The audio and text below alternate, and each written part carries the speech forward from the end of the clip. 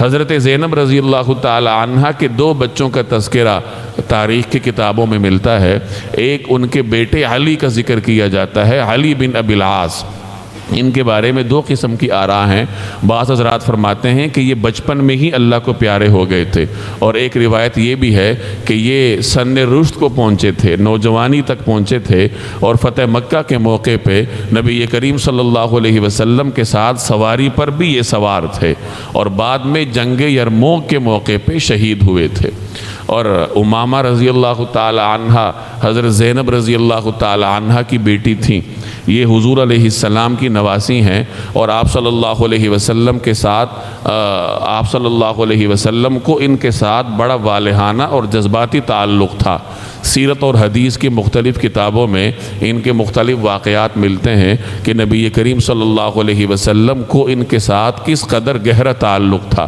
چنانچہ آپ صلی اللہ علیہ وسلم اپنی اس لاڈلی نواسی کو اٹھا کر کبھی باہر تشریف لاتے اور کبھی ان کو اٹھا کر نماز پڑھایا کرتے۔ ایک روایت کا مفہوم ہے، ایک صحابی فرماتے ہیں کہ ایک مرتبہ نبی کریم صلی اللہ علیہ وسلم اپنی نواسی حضرت امامہ کو اٹھا کے باہر تشریف لائے، اور اسی حالت میں آپ صلی اللہ علیہ وسلم نے ہمیں نماز پڑھائی۔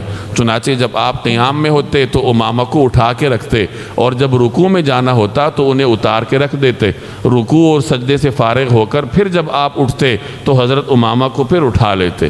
تو اس طریقے سے آپ صلی اللہ علیہ وسلم نے نماز پڑھائی۔ اور ایک اور روایت میں آتا ہے کہ غالباً حضرت زید بن علی کی روایت ہے، جس کا مفہوم یہ ہے کہ ایک مرتبہ حضور صلی اللہ علیہ وسلم گھر تشریف لائے، اور آپ علیہ السلام کے پاس ایک قیمتی ہار تھا۔ تو جب آپ تشریف لائے تو آپ نے ارشاد فرمایا کہ یہ ہار میں اس کو دوں گا جو میرے گھر والوں میں مجھے سب سے زیادہ محبوب ہے۔ ازواج مطہرات فرماتی ہیں کہ یہ جملہ سن کر ہمارا گمان ہوا کہ یہ تو حضرت ابوبکر صدیق کی صاحبزادی یعنی حضرت عائشہ کو ملے گا، کہ حضور علیہ السلام کو اپنے اہل خانہ میں ان کے ساتھ شدید محبت تھی۔ لیکن آپ صلی اللہ علیہ وسلم نے فرمایا کہ امامہ کہاں ہے، اور حضرت امامہ کو بلایا، اور انتہائی محبت کے ساتھ آپ صلی اللہ علیہ وسلم نے وہ ہار ان کو عطا فرمایا۔ ایک اور روایت بھی اسی مضمون کی حضرت عائشہ رضی اللہ تعالی عنہ سے مروی ہے کہ نجاشی بادشاہ نے نبی کریم صلی اللہ علیہ وسلم کی خدمت میں کچھ قیمتی ہدایہ بھیجے تھے، ان میں ایک سونے کی انگوٹھی بھی تھی۔ تو آپ صلی اللہ علیہ وسلم نے حضرت امامہ رضی اللہ تعالی عنہ کو وہ زیور، وہ خوبصورت انگوٹھی عنایت فرمائی۔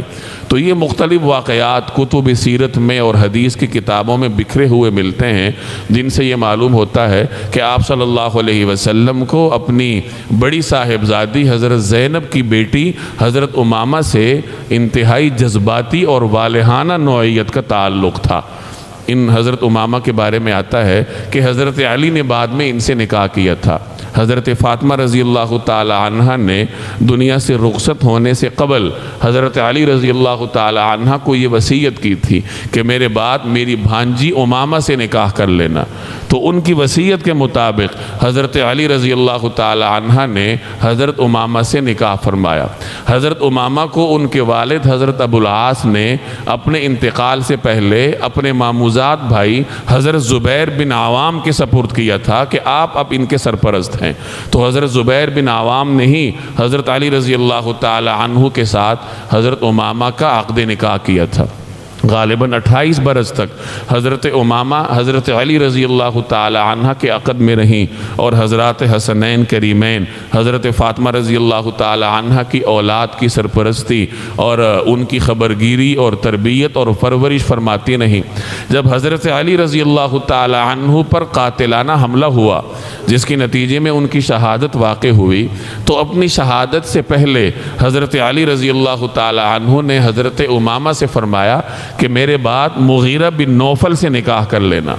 چنانچہ جب حضرت علی کی شہادت واقع ہوئی تو ان کے شہید ہونے کے بعد سیدنا حسن رضی اللہ تعالی عنہ نے حضرت امامہ کا نکاح حضرت علی کی وصیت کے مطابق حضرت مغیرہ بن نوفل کے ساتھ کیا تھا، اور انہی کے عقد میں حضرت امامہ رہیں یہاں تک کہ 66 ہجری میں شام کے علاقے میں ان کا انتقال ہوا۔ تو یہ حضرت